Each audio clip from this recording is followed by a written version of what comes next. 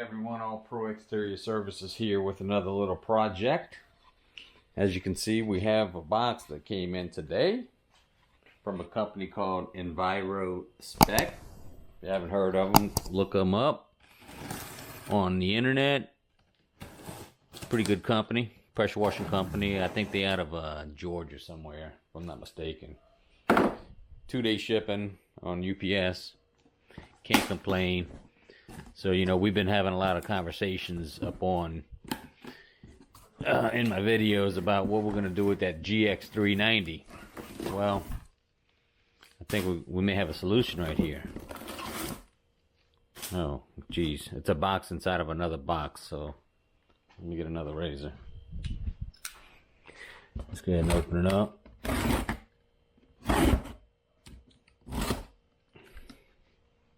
Let's see what we got here. More packing. We got a pump.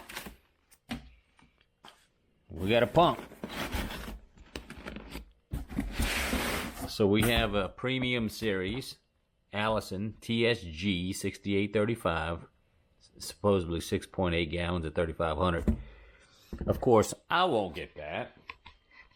And I realize I won't get that. And the purpose of me putting this pump on that 390 is to get more volume than a 4-gallon, because a 4-gallon through an injector really is probably 3.5, maybe 3.5 gallons. So I need more volume. I don't even use the 4-gallon a minute. It's not, I haven't cranked that thing. I can't tell you how long. So my goal is to put this on here, double feed my tank so I can get Anthony to do driveways while I'm spraying the house, or we can use the 390 more instead of putting all the hours on the IGX 800. Again, this is just a solution I'm doing now. I hope it mounts up. I don't even know if it's going to mount up perfectly on the belt drive. If not, I'll get a gear housing and mount a gear drive, but I'm going to go ahead and work on that right now. So again, Enviro Spec. Yeah, the price of it was $397 plus shipping was like $20-30 bucks. I don't know. Straight to the door, and I got it in 2 days. So let me get set up outside with the 390, and I get back on. Right, everybody, here is a GX390 with the hot C 4-gallon a minute, 4,000 psi pump. So the first order of business is to take off the guard. So I'm gonna go ahead and get this knocked out, and be back with you here in a split second. But I plan to take the guard off. You got to take your feed hose off, obviously, your whip line, and loosen this up. There's a screw underneath here. I don't know if you can see the adjustment screw right here. You can adjust it to take the tension off the belts, and then I plan to put the new one in place and see how it works, see if it's going to work. So let me take the cover off. I'll take the cover off. I'll take the whip line off, and I'll probably take off the suction line here, so that way we can get it taken care of. All right, guys, catch up with you in a minute. All right, peace. Got the whip line off, the feeder hose off, loosen my nuts here on the pump on the stand. Loosen that carriage bolt right here, which is the tension to hold the belt tension. So we're loose there. Just need to break these off. This is 7/16. So I don't know if you guys may be able to see this because I have no position for the camera. But anyway, I'm gonna basically take these two out. Then you see these threaded hose. I'm gonna screw it into here, and it's gonna push this off. So I'm gonna go ahead and do that. Take this pulley off, and then try to get that pump out of here and put the new one on. Catch up with you in a second. I got the old one off. I had to take the back side of the shield off to lift it up, just to kind of get it, because this piece here wouldn't come out, but that's okay. A couple bolts, loosen that one, popped it up. Here's the old pump. So all I need to do is disconnect the 4 bolts, mount it to the new pump, which I'm about to do, and start assembly. Catch up with you in a minute. All right, peace. Went ahead and was able to modify the bracket with some bolts, mounting bolts and lock washers. By the way, if anybody's trying to do this or going to attempt to do this, these bolts here are 8mm, M8. Of course, in all respect, couldn't tell me that. They told me they're 3/8, but that's okay. I think they were thinking I was going to mount a gear drive, but that's okay. So we're all good. I'm going to go ahead and try to get it back on the skid, and I got to bolt it in. See if it works. All right, catch up. Peace. Guys and girls, got it all taken care of. We had to do some modifications. Again, we re-drilled it, put it in, got the belts fairly tight enough to where I think they should grip good. Got our water line hooked up, about to tighten that up, about to hook up the whip, and yeah, we'll crank it and see how it works. See if we can pull some GPMs, and of course we're going to reset the unloader. All right, guys, now we're going to put our cover back on and run it and see what happens. I'll get you on a rebound. Peace. All right, everybody, here's the final assembly. We got all the bolts tightened up. Got the gauge in for whatever reason. Look, I'm not worried about pressure. I just like to get an idea. I don't even have correct pressure tips for this. That's not the purpose of this. We're going to mainly focus on the bypass. We want about 5% of our water to bypass. On trigger, obviously off trigger, all of the bypass. We got it all set up. Looks nice. Got it. It should work good. I'm excited to in fact, I'm gonna grab the bucket. We'll do a bucket test here in a minute, but let us get it cranked up. We're gonna dial in the unloader, and I'll get you guys caught up here in a minute. All right, peace. All right, guys, that's the unloader setting. I'm demonstrating what do you want to come out your bypass. So Anthony's on a gun. He already cycled it. You can see we got bypass water.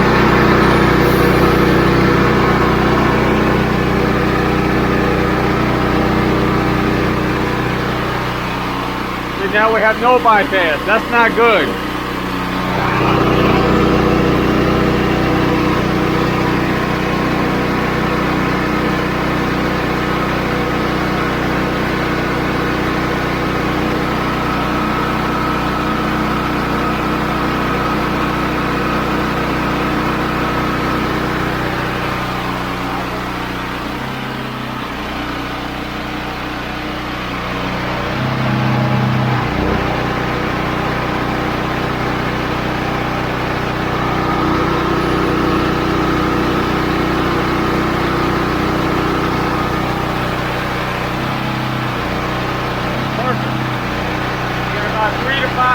Coming out your bypass. Alright. We're going to move on to the next step. We're going to go ahead and try to, we had to stop production yesterday, got busy with some other stuff, work, but we're trying this again. We got a gallon jug, got the bucket. Hey, Tony, raise the throttle.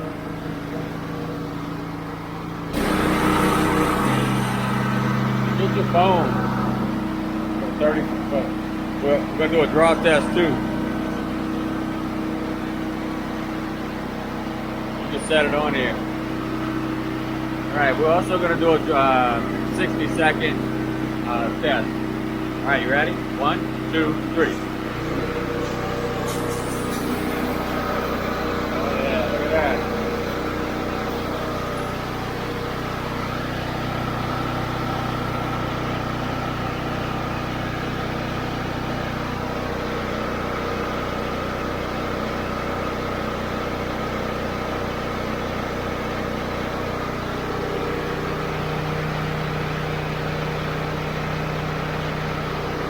Like it's full of some soap.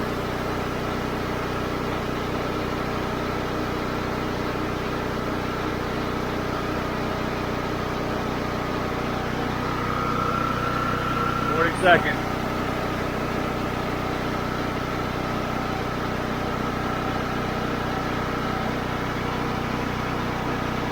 Just a minute.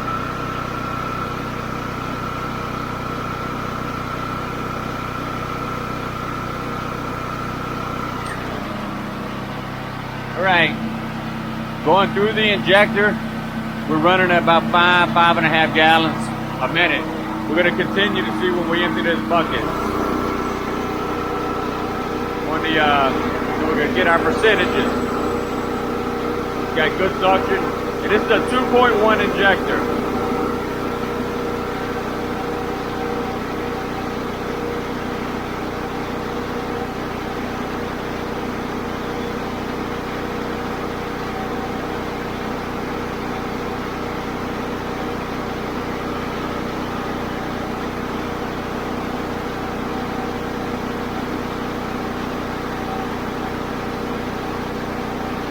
almost empty. Tony's making sure the hose don't suck on the bottom. Tilt it.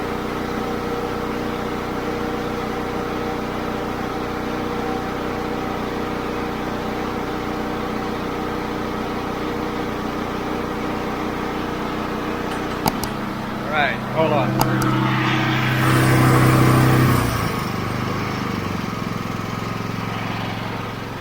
Take the gun out of there, open it up.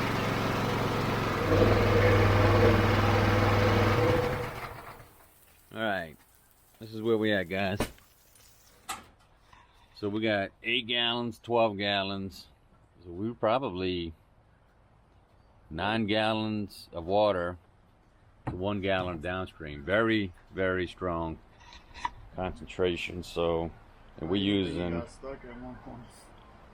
Yeah, so we close to 8.5, 9 to 1. So, so probably about a 1.3, 1.35, 1.4 rate, which is really good. All right, that concludes the test. So I did put a brand new injector, 2.1 GP injector on there, so that's actually, it's a pretty strong mix, which is kind of what we're looking for. It's the whole purpose of this test and doing what we did. Let me come back over here and show you the product. It's the Allison TSG 6835 on the 390. It works. It takes some modifications, but it works. I probably could have ordered a rail kit. I didn't. I don't know why I didn't. But this is it. And it moves some water. The surprising thing is I'm getting 7 gallons a minute, which is kind of rated for, and then it drops to 5.5, which is a pretty big drop. This is where the Flow Pro versus my remote box will come in handy, because you'll get that maximum flow on your rinse. So that may be something I consider too, adding something like that. All right, guys, that's it. Any questions, comments, calls? Keep them coming. Gonna start using this machine again. Mr. Deary, check it out. You may want to consider this. All right, guys, catch up. Peace.